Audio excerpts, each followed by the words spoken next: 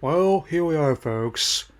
At least for the incarnation of the Scooby-Doo franchise, which lasted only 2 seasons, ends from September 23rd, 2006 to March 15th, 2008, which was the last incarnation of the franchise to debut on broadcast TV, with subsequent incarnations debuting on cable and streaming in first run. It garnered a 4.5 out of 10 IMDb rating and remains a point of contention for many people in the fan base. For myself, Elf, I personally would say that given how it is still my favorite to this day. I like it less than any version where Scrappy has a major role, including the weird live action movie where he was the bad guy. I like it less than the more divisive direct-to-video movies, some of which I've covered and others I intend to cover. Guys, I know this is going to be a very charged on my part, but I even liked it less than Velma, for reasons I will explain. So here is why Shaggy and Scooby-Doo Get a Clue is my least favorite hit incarnation. Let's begin. Whether or not the mystery was rooted in something paranormal or the simple whole idea of a colonist trying to pull a fast one while wearing a Halloween costume, whom the one constant that's kept people coming back to this franchise over the years, I would say, has been in in the mystery aspect. Many advanced detective stories, hello, definitely had that seed planted here. No matter what their first incarnation was, and which is the first and foremost problem I have with the show. Oh, apart from the obvious one of finding out what happened to who Shaggy's rich Uncle Albert, which even the younger members of the audience will likely be able to telegraph. Have, the show really downplays the mystery aspect of the franchise to an almost farcical degree. At least the Velma event, for all its faults, had a central mystery, even to make a whole lot of sense if you think about it. And the issues with the show will only get more prominent from here, folks.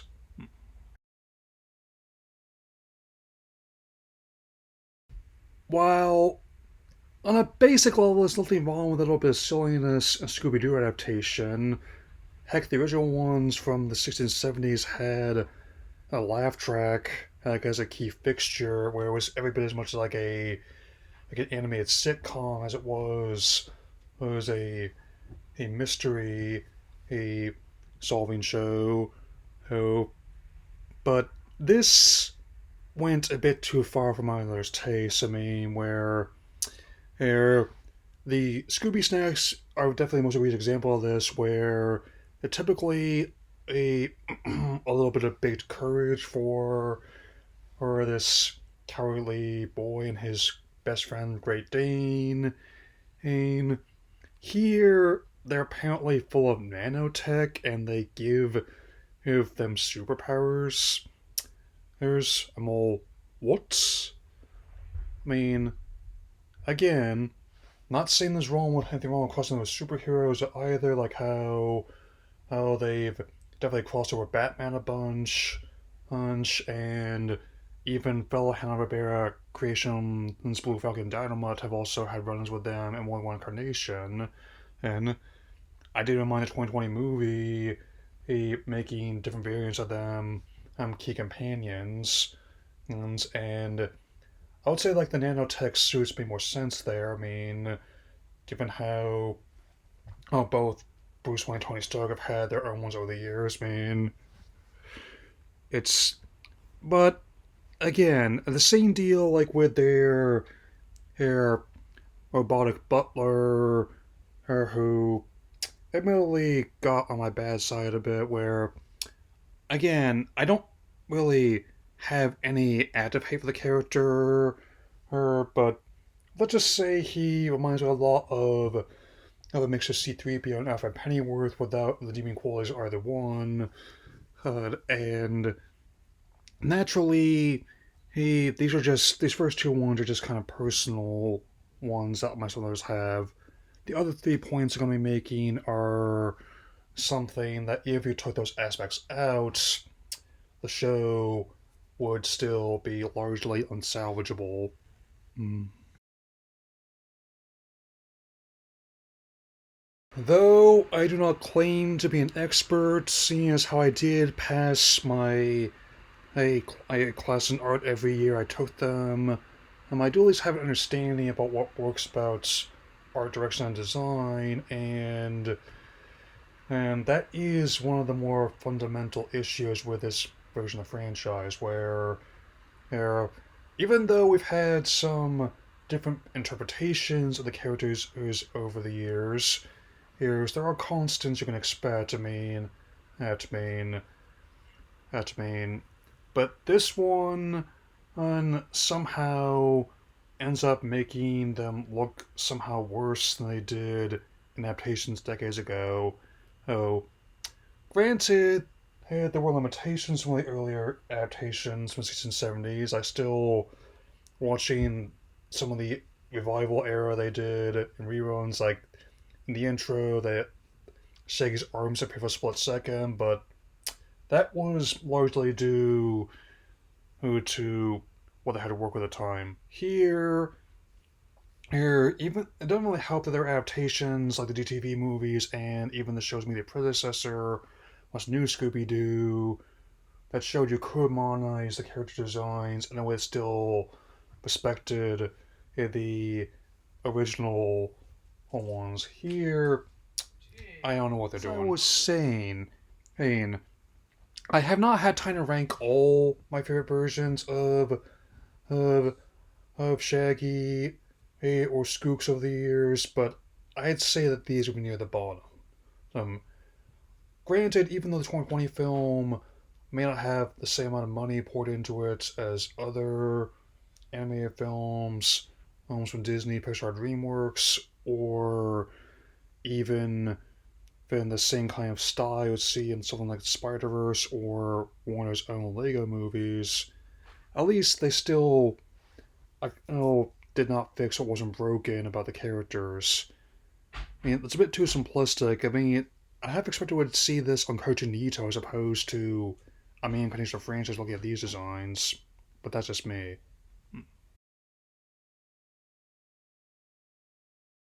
Despite what the intro aims, I would not be inclined to sing it all day long. In fact, it's one of many things that has made me grateful for the invention of the mute button. Mm.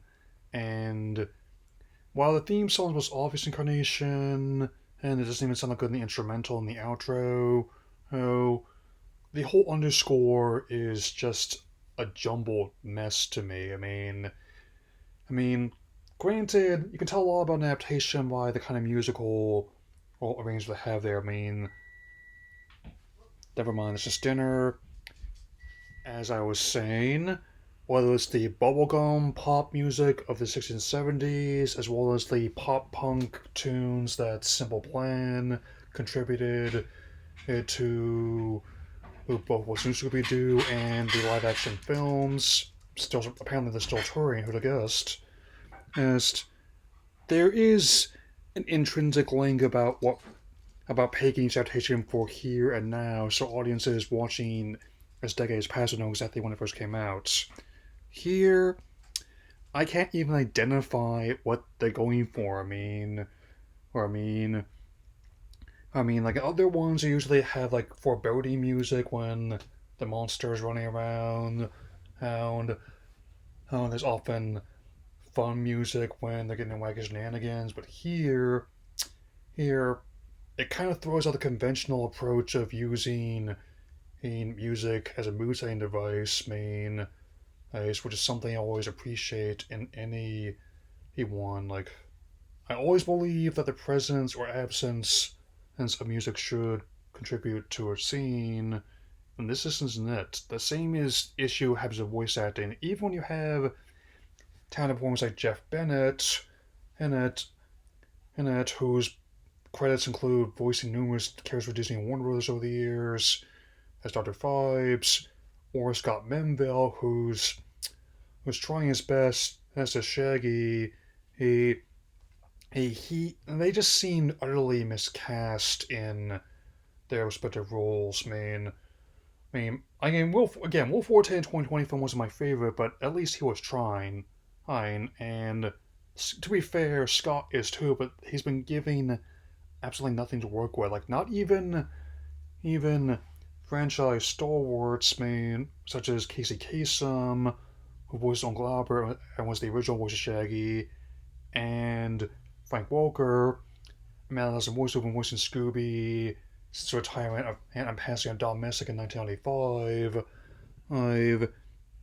I just cannot get a read on exactly what the performances even are beyond wacky shenanigans, and so I mean, it's even other incarnations do have some kind of tangible negativity to balance out the shenanigans. More one story has had like the Insight incident be like they're investigating in this place because something's wrong with the mystery machine, and which in this incarnation has been.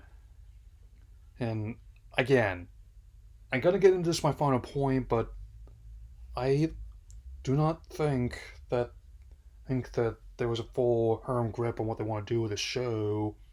Oh, I think that definitely sums all the problems quite neatly there.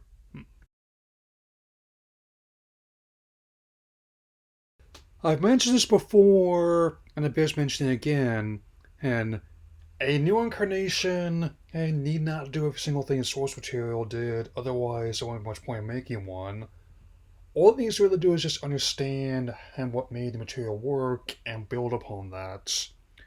Regrettably, this show does not. From the first episode, only giving Fred, Daphne, and Velma a token role, and immediately jettisoning, for the most part, the mystery ideas in favor of these wacky shenanigans and nanotech infused Scooby snacks. It just is an absolute mess as in how they tried to change things up. While I'll admit we've had device adaptations before this one, and we had device adaptations since this one, and the one constant, even when they didn't turn out well, is that they at least tried to do something with the material. Unlike how Scrappy, my understanding, was basically a a band-aid over the bleeding ratings, which bought them some time, and even as the run progressed, they did start making some corrections towards it, like bringing back Daphne in the later part of the run, giving her more agency, and even bringing back Fred and Velma in the final episode of it.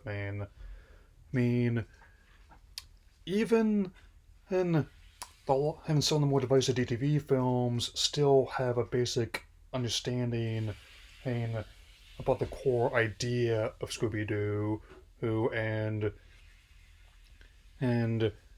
even in ones that are just kind of unofficial, seem to show, be it directly or indirectly, about the concept. I still maintain that the original James Gunn draft of the live-action movie basically did what Kevin Woods did, only did before that, and even more so with that film, I'm on the subject, that it's a Shaggy counterpart in that story that cracks it. I won't say, hey, how those not seen it, which will give an idea of just how bonkers it was. And, but, even though, I'll admit it's not the worst piece of animation I've ever seen as a whole, I just think on a fundamental level, this show is just never going to work. And fortunately, I'm glad the French the whole still persisted, and in the wake of my least favorite incarnation, and it definitely ended up begetting it in what's arguably my favorite incarnation, as with many others.